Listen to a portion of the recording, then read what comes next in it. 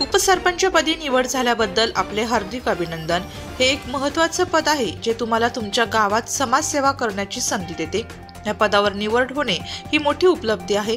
आता तुम्हाला तुमच्या परिसराच्या विकासात महत्त्वाची भूमिका बजावण्याची संधी मिळणार आहे। तुम्ही समाजातील लोकांसोबत एकत्र येऊन त्यांच्या समस्या सोडवण्यासाठी आणि त्यांच्या विकासात मदत करण्यासाठी काम करतात। म्हणून पुन्हा एकदा आपलं अभिनंदन आणि भावी वाटचालीस शुभेच्छा। नाशिक जिल्ह्यातील नाशिक तालुक्यातील माणसांगवी ग्रामपंचायतीची पंचवार्षिक निवडणूक संपन्न झाली असून या पंचवार्षिक निवडणुकीत उपसरपंचपदी संदीप गोडसे यांची बिनविरोध निवड झाली।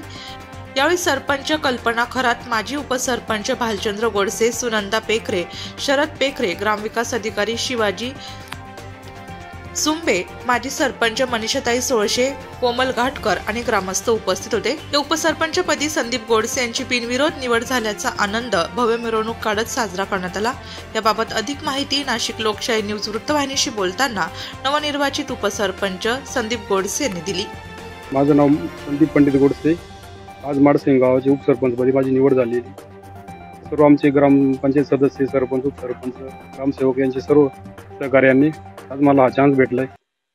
आमच्या गावात खूप कामं बाकी राहिलेली आहेत, तरी मी पूर्ण करेन ते सरपंचाच्या मदतीने, ग्रामसेवकाच्या मदतीने। त्यांचं खूप चांगलं सहकार्य लाभलं आम्हाला, ग्रामसेवकांचं आमच्या। त्याच्यामुळे सर्वांच्या मदतीने मी चांगलं काम करेन। आमच्या गावाने ग्रामपंचायत सदस्यांनी, सरपंच आणि उपसरपंच सर्वांनी जो माझा विश्वास ठेवला आहे तो मी पूर्ण करेन।